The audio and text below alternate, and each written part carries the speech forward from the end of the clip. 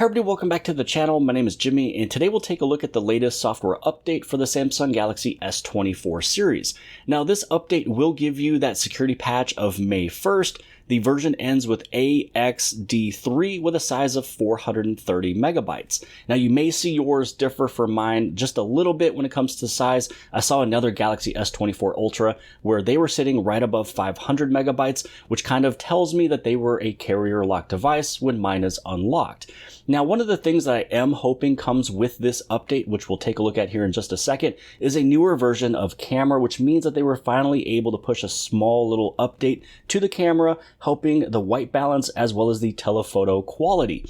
Now, one of the things that was fixed with this update, I was reading an article from Forbes talking about Samsung issues critical update for millions of Galaxy users. Now, there was an update that got pushed out to Google Pixel devices back in April, and now Samsung has finally put it inside of their May update, which is the one we're talking about now, and it is dealing with the Qualcomm modem issue could potentially lead to a memory corruption issue during a secure comms or handshake, and such memory vulnerabilities open doors to exploitation. The other critical fix for the May impact for the phone changelog process, which could lead to a local escalation of privilege with no additional execution privileges needed. So it looks as if there's at least two major critical issues fixed with this update.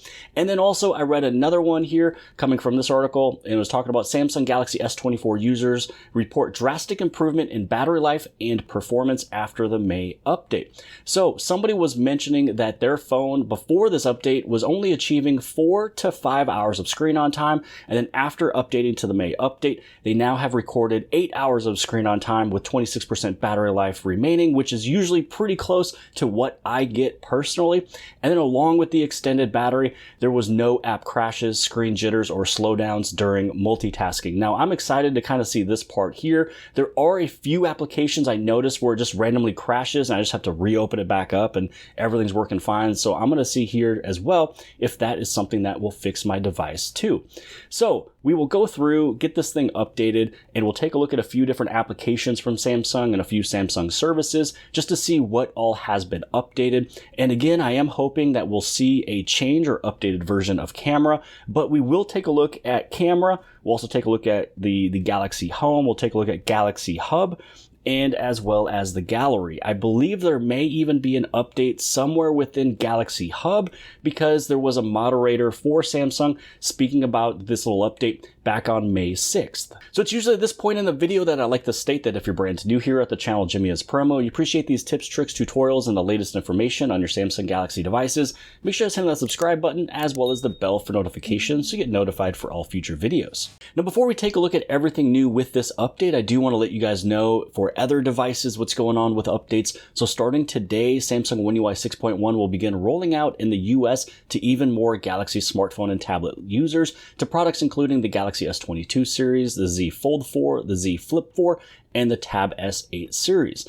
Now, the other thing that I also want to mention down here is additionally, the Galaxy S21 series, the Z Flip 3, and the Fold 3 users will have access to Circle to Search with Google and Chat Assist features with this latest update. So they won't get every single thing from, Samsung One UI 6.1 with all of the Galaxy AI stuff, but at least they do get the main ones of Circle to Search and also the Chat Assist features. So I at least wanted to share with you a little bit of those details. So now let's take a look to see if we can find anything that is new with this update. Sometimes we don't find anything, but if we do, at least we found it here on the channel. Now, for Samsung One UI Home, before the update was 15.1013. This one's 15.1013, so the exact same version there, so no brand new version of the Samsung Home.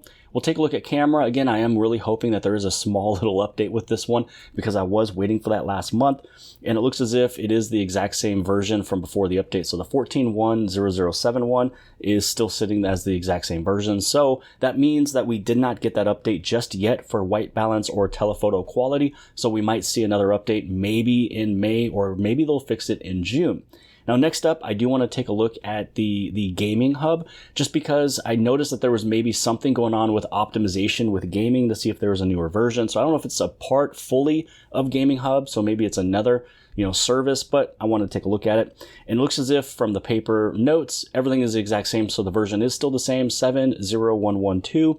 And then lastly, we'll take a look at galleries. Now, again, the biggest portions of this update is probably all of those critical updates coming from Samsung and Google, not really particularly the applications themselves, but gallery before the update was 15.1.03.12.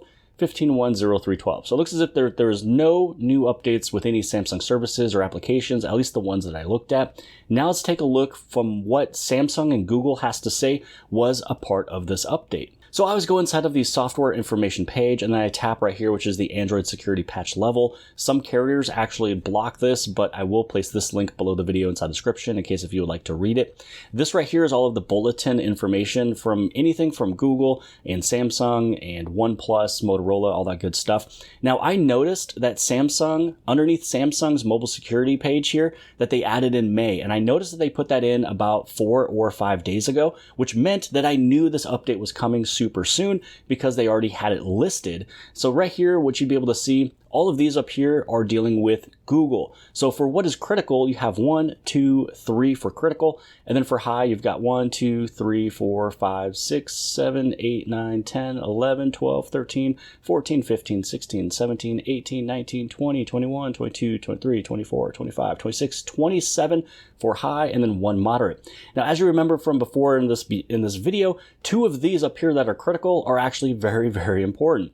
Now down here, this is where you have the Samsung side of things. So this is the Samsung vulnerability versions right here. So for the Samsung side of everything, we have 1, we also have 2, 3, 4, 5, 6, 7, 8, 9, 10, 11, 12. So it looks like we have 12 things coming from the Samsung side. Now the nice thing about the Samsung side of all the details is that you can actually read each and every single one of these just to see exactly what they are.